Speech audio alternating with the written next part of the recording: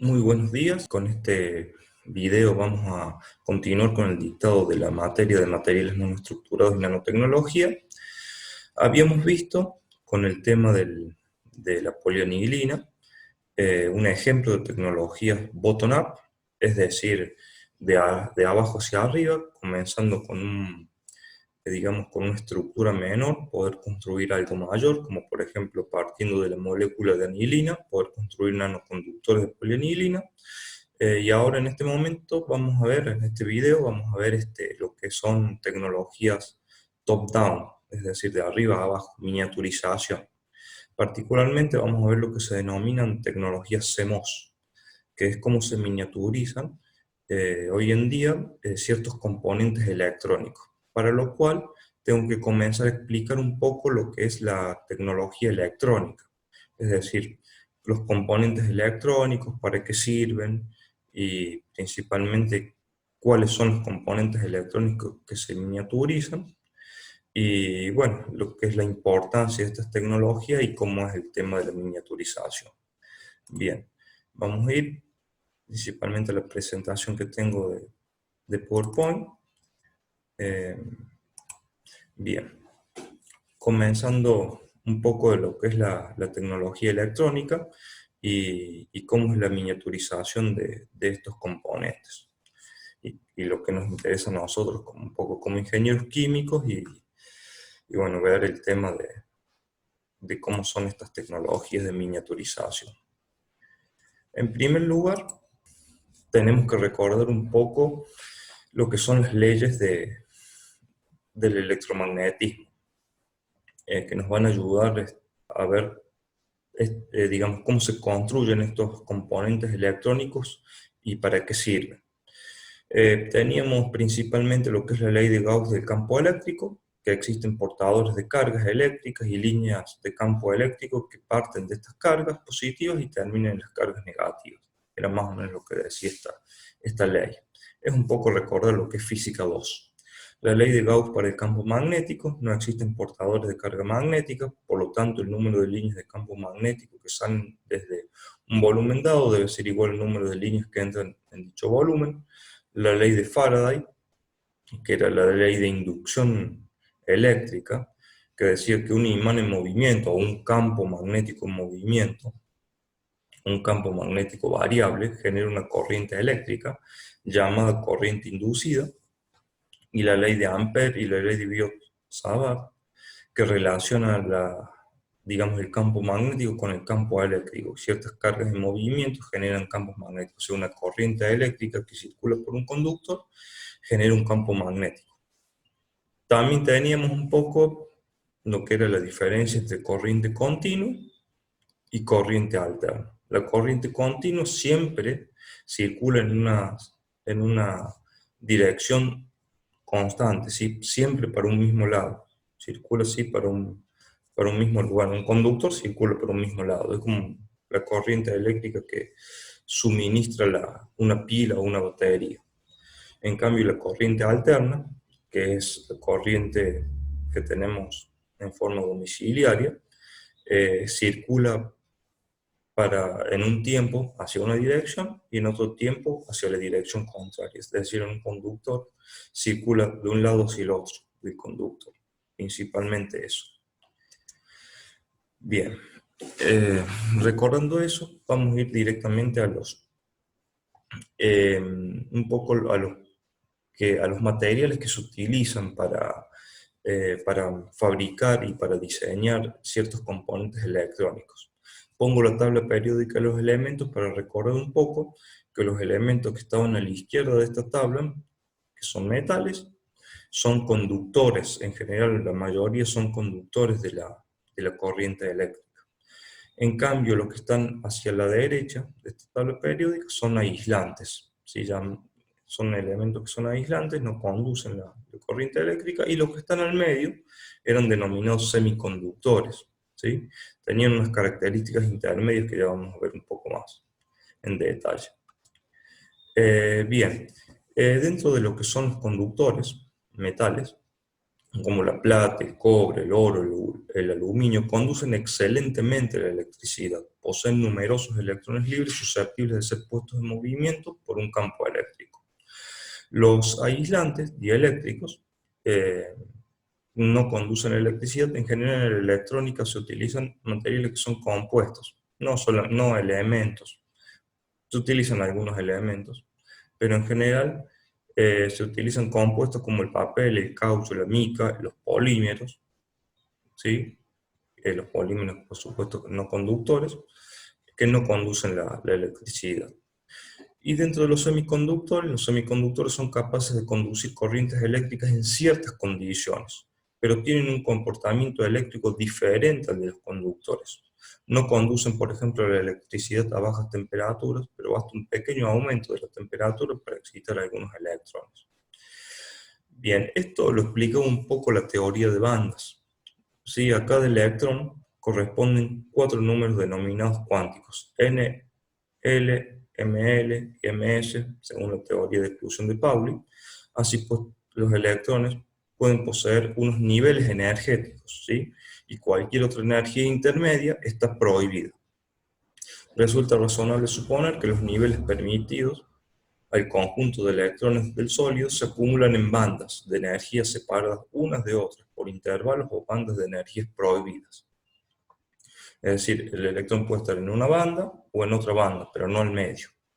La banda de mayor energía, tanto si está vacía o parcialmente llena, se llama banda de conducción, mientras que la siguiente banda de menor energía la llamaremos banda de valencia. Esto era lo que decía la teoría de bandas. Entonces, tenemos en los metales, ¿sí? Las bandas estas prácticamente no están separadas, ¿sí? O sea, no tienen una separación, están unidas o incluso hasta están solapadas. Por lo tanto, los electrones de la banda de conducción pueden tomar energía de un campo eléctrico aplicado y pasar a niveles superiores, compatibles con el principio de exclusión de Pauli, incrementando su movimiento cinético. Esto supone que en, digamos, la aparición o desplazamiento de la carga eléctrica, es decir, una corriente. El material, por lo tanto, sería un conductor. Porque estos electrones, los electrones que están en la banda semillena, pueden producir, digamos, pueden ser puestos en movimiento prácticamente sin una energía o con muy poca energía, ¿sí? Por lo tanto, apenas este material yo lo pongo dentro de un campo eléctrico, estos electrones digamos, se ponen en conducción, o sea, se ponen en movimiento para generar la corriente eléctrica. Tenemos que recordar un poco de física 2, que una corriente eléctrica es un flujo de electrones, ¿sí? Un movimiento de esos electrones. En cambio, en los materiales que son aislantes, el gap, digamos la diferencia entre las dos bandas, es muy grande.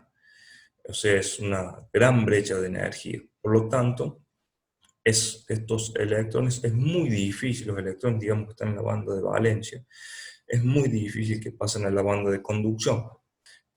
Por lo tanto, estos electrones son muy difíciles que se pongan en movimiento. En los semiconductores esta banda es pequeña, o sea, el gap, perdón, la diferencia entre estas dos bandas, entre la banda de conducción y entre la banda de valencia y la banda de conducción, es muy pequeño. Por lo tanto, estos materiales tienen esas características especiales, que para poner en conducción estos electrones basta de subirle un poco la temperatura o de agregarle ciertas impurezas que permitan a estos electrones ponerse en conducción. Lo vamos a ver un poco más adelante. Bien, viendo estos temas y de estos materiales utilizados en electrónica, vamos a ir a los elementos electrónicos. Primero tenemos resistencias eléctricas. ¿Qué es lo que es una resistencia eléctrica? Es un componente electrónico que dificulta la circulación de los electrones, o sea, dificulta la circulación de la corriente eléctrica. La ley de Ohm es la que relaciona la corriente que circula por un material conductor, de un pedazo de alambre, con el voltaje entre los extremos del material, escribiendo V es igual a R por I. Había que acordarse un poco también esto se ve en física 2, lo que es la ley de Ohm, que el voltaje es igual a la resistencia por la intensidad de corriente que circula por ese conductor. Tenemos que aclarar que cualquier material tiene una cierta resistencia eléctrica. El tema es que en electrónica se necesitan ciertas resistencias con un valor determinado, por eso se fabrican resistencias con valores determinados. La resistencia depende del tamaño y la forma, como también de la resistividad propia del material. La resistividad propia del material digamos, es ρ, se denomina ρ, y la ley que, digamos, que relaciona la resistividad eléctrica con la resistencia eléctrica es R es igual a ρ por L sobre S, porque la resistencia depende de la forma del material, además de la resistividad. Cada material, puede ser elemento o compuesto que se utilice para hacer la resistencia eléctrica, tiene una resistividad propia. Pero lo que le da la resistencia total es la forma que tenga esa resistencia, es decir, la longitud y la sección por donde circula la corriente eléctrica. Y bueno, la resistencia eléctrica justamente sirve para dificultar la circulación de la corriente eléctrica, es decir, para tener, digamos, para que por ese conductor yo le pongo una determinada resistencia y esa resistencia eléctrica se opone a la circulación de ese flujo de electrones, por lo tanto hace que ese flujo de electrones sea menor, ¿sí? Esa corriente eléctrica sea menor. En cuanto, bueno, en un valor que tenga esa resistencia dada por la ley de Ohm, y se produce también en esa resistencia una caída de tensión, una diferencia de potenciales eléctricos o de tensión, que está dado por la ley de Ohm. Bien, hay diferentes formas de hacer resistencias eléctricas con un determinado valor. ¿Sí? El valor de las resistencias eléctricas se mide en Ohm, como todos sabemos. Por lo tanto, digamos, esas resistencias eléctricas se fabrican con una cierta, digamos, un cierto valor en Ohm. Una de las formas de fabricar resistencias, por ejemplo, son resistencias de películas de carbón o resistencias de carbón simplemente, o también resistencias con película metálica, según cómo sea digamos, el material que está dentro y que produce la resistencia eléctrica. La resistencia eléctrica tiene dos conductores para conectarlo, o sea, un alambre y otro alambre de un lado y del otro, que son los dos conductores para conectar la resistencia eléctrica, y en el medio tiene una pista de carbono o de un determinado metal o compuesto metálico, que es lo que le da la resistencia. Entonces, uno de los conductores se conecta al comienzo de esta pista de carbón, y la longitud y la sección de esta pista de carbono, de esta pista metálica, si las resistencias son de carbono metálicas, eh, son los que le terminan dando la resistencia eléctrica total. Bien, esto es más o menos un diagrama de cómo es esta resistencia eléctrica. Generalmente estas resistencias tienen un código de colores que dicen el valor que tiene esta resistencia eléctrica. Hay otros tipos de resistencias que son resistencias de hilo, en donde tienen un alambre. Generalmente se utiliza una aleación como nicrón, en donde ese alambre de nicrón es envuelto sobre un material aislante, por ejemplo, este material que es cerámica, y después es cubierta con otro material para su protección. Tanto la longitud como la sección del alambre de nicrón es lo que le da la resistencia total, ¿sí? Porque la resistividad es propia de esa aleación nicrón, níquel-cromo, que tiene esa cierta resistencia, esa cierta resistividad. Bueno, por lo tanto la longitud y la sección de ese alambre es lo que le da la resistencia total. Bien, esta resistencia tiene también digamos, dos conectores en donde se puede conectar un determinado circuito. La diferencia es que las anteriores resistencias en general están hechas para una potencia menor. Estas otras resistencias generalmente se pueden utilizar para potencias mayores. es decir, para corrientes más grandes, ¿sí? Y para tensiones más grandes. Hay que acordarse que la potencia en electricidad es, es el voltaje por la intensidad de corriente, ¿sí? La caída de tensión por la corriente eléctrica. Bien, por ejemplo, este tipo de resistencias de hilo, si bien es cierto, solamente no, sin el material que se utiliza acá de soporte, se utilizan, por ejemplo, en las estufas de cuarzo, en las estufas que le llamamos de cuarzo, que es un hilo de resistencia de nicrón que está dentro de un tubo justamente de vidrio de cuarzo. Bien, otro de los elementos utilizados son los condensadores o capacitores. Es conocido que la electricidad puede almacenarse en un condensador o un capacitor eléctrico. En efecto, siempre que dos conductores eléctricos estén a diferentes potenciales, existe cierto almacenamiento de carga sobre ellos. Un capacitor es un dispositivo incluido en un circuito con el propósito de almacenar carga eléctrica y de producir ciertos efectos en ese circuito eléctrico. La cantidad de carga eléctrica Q de un capacitor es proporcional a la diferencia de potencial entre las placas. Generalmente lo que es un capacitor eléctrico son dos placas, ¿sí? Dos placas, una enfrente de la otra, y cada una de esas placas está conectada a un circuito eléctrico por conectores. Entonces el condensador o capacitor eléctrico que hace almacena cargas entre esas dos placas eléctricas. Una generalmente está cargada, pues, cuando está cargado el capacitor, ¿no es cierto? Una de las placas se carga positivamente y la otra placa se carga negativamente. Donde podemos ver la ley, ¿sí?, de eléctrica, donde se puede ver la carga que tiene ese condensador según el voltaje que tiene entre las placas. Es decir, en esas placas se pone una cierta diferencia de potencial y por supuesto que eso relacionado con una constante, ¿sí?, que se denomina capacitancia, nos da la carga del condensador eléctrico.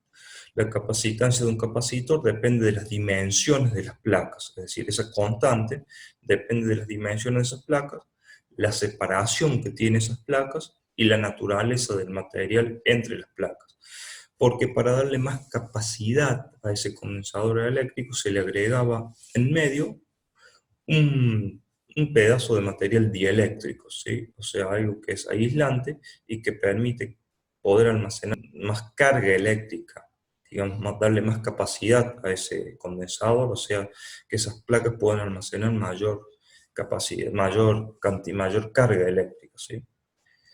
Bien, aquí pueden ver la fórmula, digamos, cómo está constituida la capacitancia, ¿sí? Donde está el área o la sección de las placas y la separación entre las placas, ¿sí? Y epsilon, que era una constante.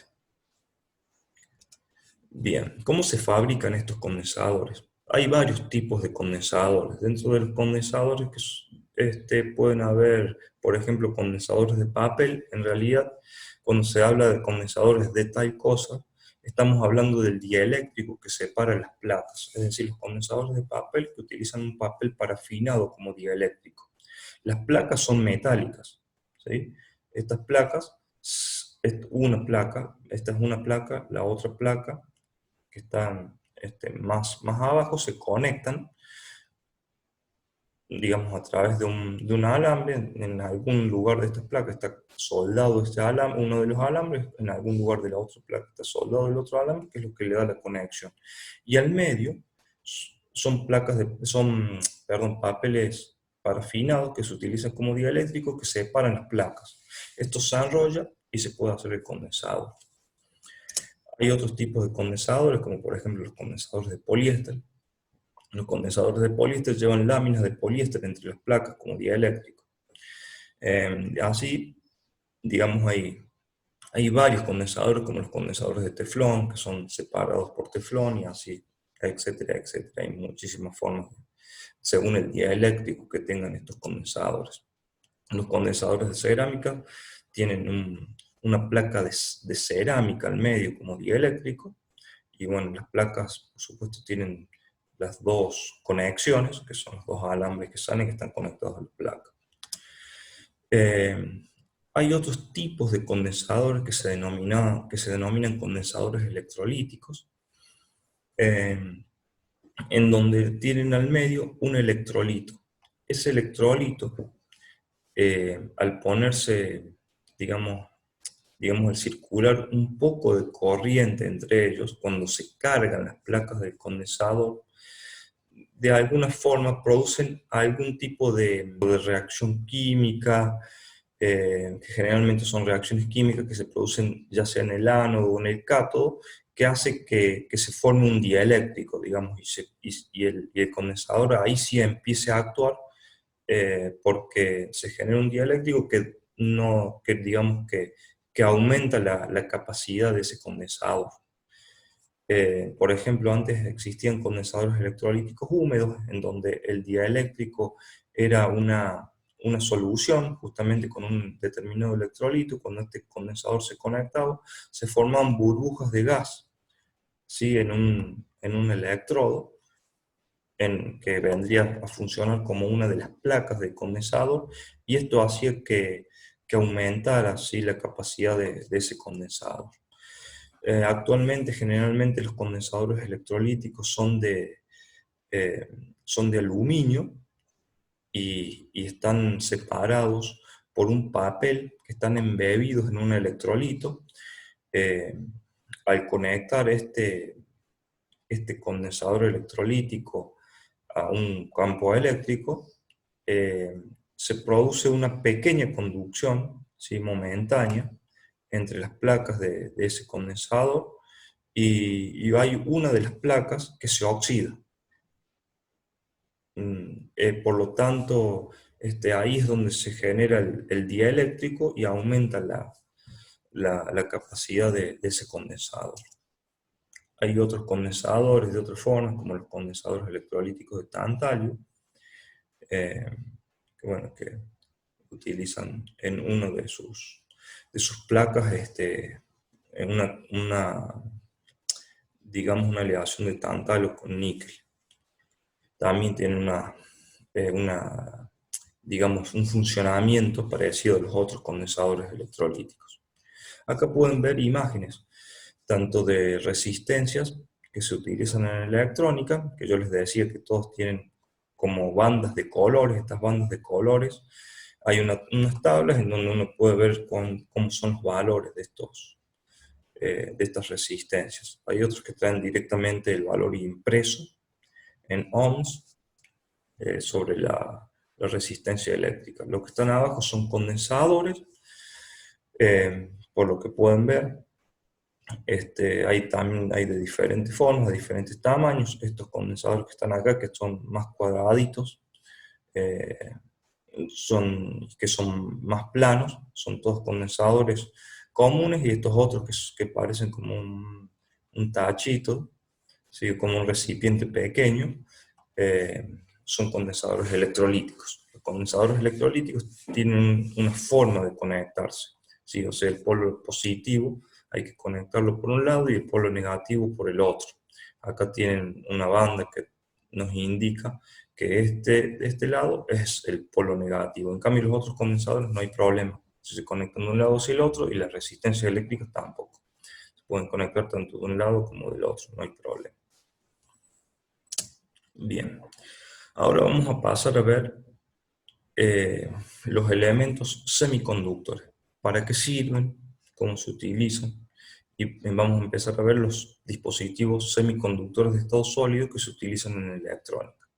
Principalmente, de los elementos que son semiconductores, semimetales, se utilizan principalmente dos: el germanio, que se utilizaba antiguamente, y el silicio, que es el que se utiliza actualmente para construir los materiales semiconductores.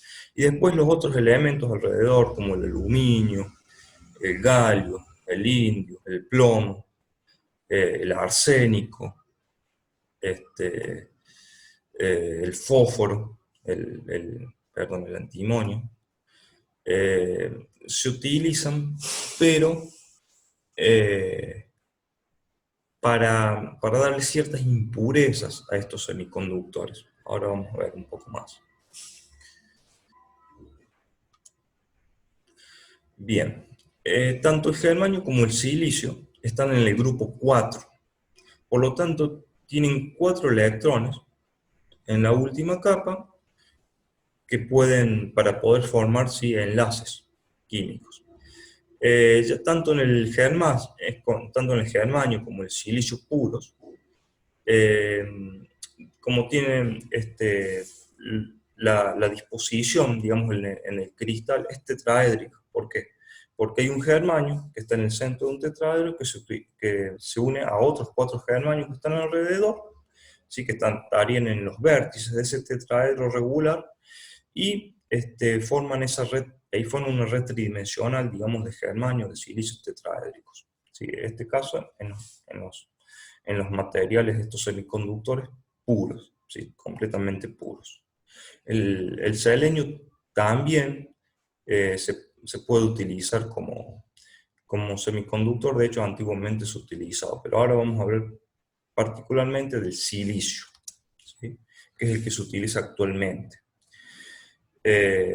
Podemos ver cómo es la disposición en un cristal de silicio, pero bueno, principalmente es esto, que el silicio tiene 4 electrones en la última capa que se pueden enlazar a otros 4 silicios que están alrededor. Visto en el plano, ¿sí? Son una red tridimensional, una red de silicio-oxígeno, digamos, perdón, no hay oxígeno porque estamos hablando de silicio puro, de silicio simplemente, ¿sí? Que tenemos en esa red, formando esa red.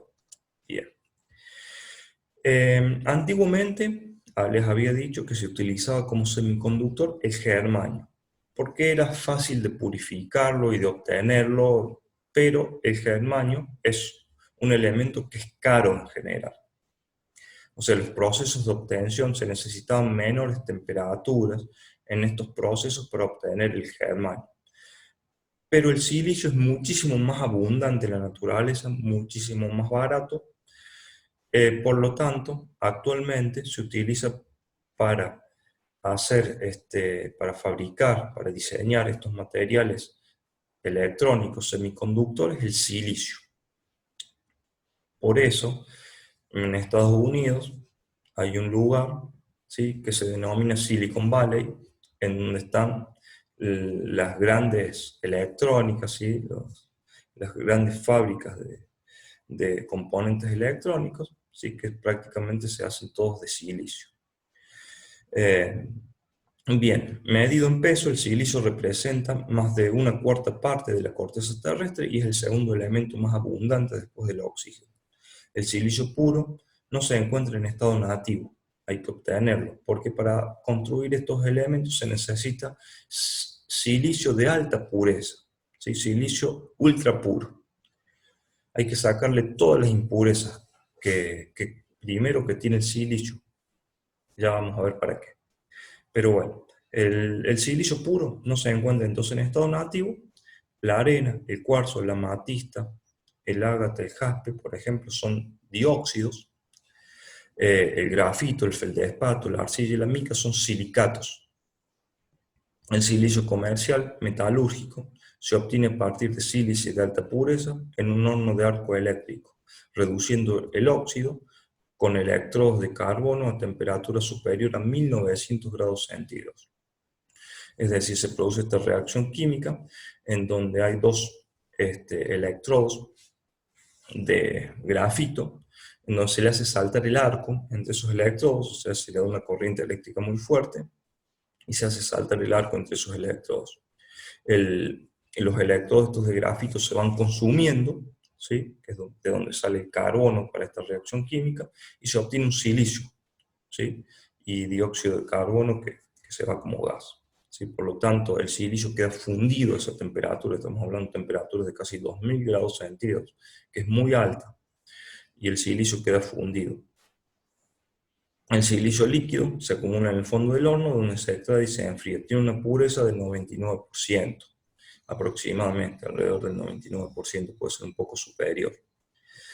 Pero nosotros necesitamos todavía silicio de más alta pureza, necesitamos lo que se denomina silicio ultra puro, que es lo que dije un poco recién. Por lo tanto, este silicio que se obtiene en el horno eléctrico hay que purificarlo. Los métodos físicos de purificación del silicio metalúrgico se basan, se basan generalmente en una solubilidad de impurezas en el silicio líquido, una mayor solubilidad de las impurezas en el silicio líquido, o sea que hay una difusión de impurezas desde el silicio sólido al silicio líquido. El primer método consiste en moler silicio de forma que las impurezas se acumulen en la superficie de los granos, disolviendo esto parcialmente con ácido. Se obtendría un polvo más puro. Pero principalmente lo que se utiliza es la fusión por zonas. A escala industrial se utiliza más.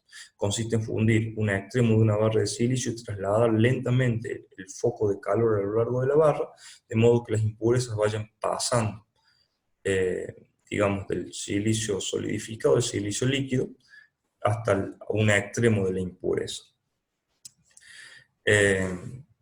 Pero principalmente se utilizan los métodos de purificación químicos. Los compuestos comúnmente usados, compuestos de silicio, porque se utilizan otros compuestos de silicio que son más fáciles de purificar, como el triclorosilano, el tetracloruro de silicio o el silano. El proceso Siemens es uno de los procesos químicos que se utilizan para la purificación del silicio, en donde las barras de silicio de alta pureza, o sea, las barras de silicio purificadas anteriormente, ¿sí? Por un proceso metalúrgico, ¿sí? Como vimos recién, se exponen a 1150 grados al triclorosilano o el silano, que son gases que se descomponen directamente en silicio y en otros compuestos, como por ejemplo ácido clorhídrico o tetracloruro de silicio, depositando sobre las barras de silicio puro o silicio ultra puro, ¿sí? El silicio producido por este y otros métodos similares se denomina silicio policristalino y típicamente tiene una fracción de impureza de 0,01 partes por millón o menos. ¿Por qué silicio policristalino? Porque al hacer este proceso, el silicio se deposita como muchos cristales pequeños. En vez de depositarse con un solo cristal grande, hay muchísimos cristales pequeños en esa deposición de silicio. Bien, el otro método, que es el método DuPont, consiste en hacer reacciones de tetracloruro de silicio a 950 grados con vapores de zinc muy puros. Este método, sin embargo, tiene dificultades. El cloruro de zinc, su producto de la reacción, solidifica y obstruye las líneas, por lo que eventualmente se ha abandonado un poco este proceso a favor del otro, del proceso Siemens. Una vez obtenido el silicio ultrapuro, se precisa obtener un monocristal, o sea, de este silicio ultrapuro policristalino solidificado, se necesita obtener un monocristal de silicio ultrapuro, para lo que se utiliza el proceso Kralki, que es un método que es de crecimiento cristalino, donde se hace un baño de este silicio ultrapuro, se siembra un cristal y se empieza a disminuir un poco la temperatura para que digamos, el silicio que está líquido empiece a solidificarse en un solo cristal, o sea, empieza a crecer un monocristal a raíz de ese cristal que se sembra. Bien, bueno, ahora sí, obtenido ese monocristal de silicio ultrapuro, puedo pasar a empezar a fabricar estos elementos semiconductores. ¿Cómo? Se empiezan a agregar ciertas impurezas. Como yo les había dicho, los elementos químicos que estaban alrededor del silicio pueden ser utilizados, o sea que en realidad que están a un lado o al otro del silicio, pueden ser utilizados para empezar a poner impurezas. Entonces, primero, purificamos el silicio. Purificamos el silicio, le sacamos prácticamente todas las impurezas, ¿sí? Para que tengan 0,01 partes por millón o menor todavía de impurezas, para después yo agregarle ciertas impurezas que yo quiero, ¿sí? La primera impureza que le vamos a agregar son impurezas pentavalentes, ¿sí? Del grupo 5, es decir, como el arsénico, el fósforo o el antimonio. Estas impurezas se agregan en una parte por 100 millones de silicio, o sea, una parte de esta impureza cada 100 millones de silicio, o sea, muy pequeña cantidad. Por lo tanto, hace que el semiconductor, el silicio, se va a convertir en un es conductor bastante bueno. Si yo le agrego impurezas pentavalentes, como el arsénico, el fósforo y el antimonio, que tienen 5 electrones en la última capa. En cambio, el silicio, ¿cuánto tenía? Tenía 4 electrones en la última capa. Por lo tanto, estas impurezas de alguna forma, como son muy poca cantidad, entran en esa red tetraédrica de silicios. Nosotros aquí tenemos en el plano los silicios, que son los átomos de silicio, que son representados como negros, y el átomo de la impureza, que es presentado aquí como este círculo que no está lleno, este círculo blanco. Bien, entonces se une a esa red de silicio oxígeno tetraédrico con 4 silicios alrededor. O sea, la impureza se une de esa forma. Por lo tanto, hay un electrón que le está sobrando. Ese electrón queda como un electrón suelto, queda como un electrón libre. Podemos observar que las impurezas entran, ¿sí? Entran como una carga positiva. ¿Por qué? Porque pierden ese electrón que tiene de más para poder entrar en esa red, y ese electrón queda compensando la carga de esa impureza positiva digamos, en el semiconductor. Este semiconductor se denomina semiconductor tipo N, N por negativo, porque queda esa carga negativa de alguna forma, ¿sí? El conductor queda con carga cero, porque en realidad esa carga negativa es compensada por ese átomo de impureza que entró y que quedó cargado positivamente. Bien, si yo a este semiconductor tipo N lo pongo en un campo eléctrico, es decir, le conecto una pila, una batería, como es en este caso, hay una conducción de energía eléctrica, porque estos electrones que quedaron funcionan como unos electrones libres de los metales. Si estos electrones son, digamos, atraídos por el polo positivo de la batería o de la pila, y mientras que la pila genera electrones del otro lado, ¿sí? Del lado del cátodo, por lo tanto, se produce una circulación de electrones, ¿sí? Que van a llenar estos electrones que fueron atraídos por el polo positivo de la batería, que salen del polo negativo. Por lo tanto, hay una circulación de energía, una circulación de corriente eléctrica. Este material, de alguna forma, que era semiconductor, se volvió conductor por el agregado de esa pequeña cantidad de impurezas. Ahora bien, si le agregamos impurezas trivalentes, como el galio, el indio, el boro o el aluminio, sí que están en el grupo 3, ¿qué sucede? El átomo de esta impureza entra en esa red tridimensional de silicios tetraédricos. Por lo tanto, de alguna forma, toma un electrón, ¿sí?, de algún lugar de la red. Esos electrones faltantes, ¿sí?, de la red generan lo que se llama un poro o un hueco, ¿sí? Queda como una deficiencia de carga. Es decir, las impurezas trivalentes de alguna forma adquieren carga negativa porque adquieren un electrón de algún lugar de la red para poder entrar en forma tetraédrica, y generan una faltante electrónica de esa red, y esa red queda cargada positivamente, compensando la carga, ¿sí?, de la impureza que quedó cargada en forma negativa. Por consiguiente, este semiconductor se llama tipo P, P por positivo, porque de alguna forma es como que la red queda con una carga positiva, compensada por supuesto por la carga negativa de los átomos de las impurezas. Bien, si nosotros a este semiconductor tipo P lo ponemos en un campo eléctrico dado por una batería o por una pila, o sea, lo conectamos a una batería o una pila, también hay una circulación de corriente eléctrica. ¿Por qué?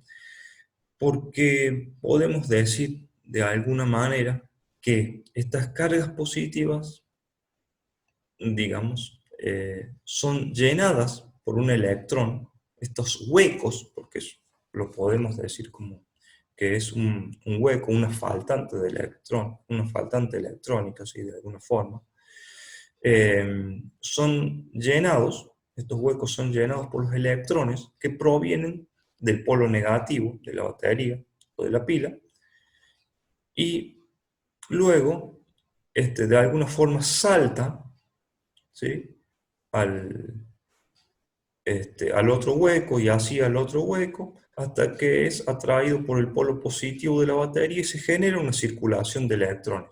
Por lo tanto, hay una circulación de corriente eléctrica. Esto está explicado un poco mejor acá. Yo tengo un hueco, una deficiencia de electrones, en donde este electrón que está al lado salta ese hueco, ¿sí?, y genera otro hueco. Y así sucesivamente. Ese hueco es llenado por otro electrón hasta que al final ese hueco es llenado por un electrón proveniente del cátodo de la batería, ¿sí?, del polo negativo de la batería, y después hay otro electrón que sale, que es atraído por el polo positivo de la batería de la otra punta, ¿sí?, para volver a generar un hueco y así continuar la circulación de ese flujo de electrones, que en definitiva es la corriente eléctrica. Ahora vamos a ver qué pasa si unimos dos materiales, dos materiales semiconductores, uno P y otro N. Se forma lo que se llama una unión NP o PN, según cómo sea la disposición. En este caso le vamos a llamar unión NP. En la unión, ¿qué pasa? De un lado, del lado N de la unión, teníamos estos electrones libres con las impurezas cargadas positivamente. Y del otro lado, del lado P de la unión, teníamos los huecos o las deficiencias electrónicas con los átomos de las impurezas cargadas negativamente.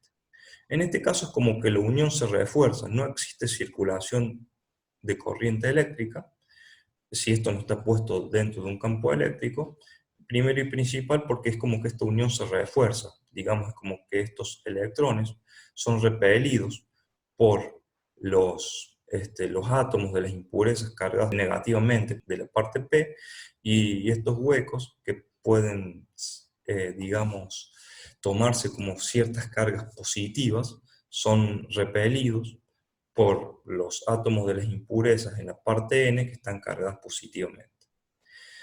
Bien, pero ¿qué pasa si esto lo unimos a una pila, a una batería, en donde la parte N es conectada al polo negativo de la batería y la parte P es conectada al polo positivo de la batería?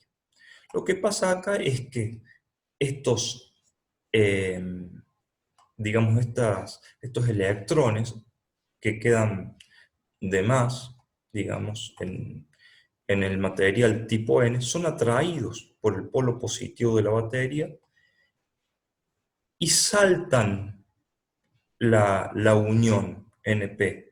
¿Por qué? La saltan para poder, en su camino, para ir hacia el ánodo, ¿sí?, de la batería, hacia el polo positivo de la batería, y llenan un hueco, ¿sí?, dentro de lo que es el semiconductor tipo P. O sea, saltan esta barrera y llenan un hueco. Este electrón va saltando entre los huecos de la parte positiva, es atraído por el polo positivo, y de alguna forma el polo negativo de la batería da un electrón. Ese electrón que saltó la barrera entra por este otro lado, por el semiconductor tipo N, y se produce una circulación de corriente eléctrica.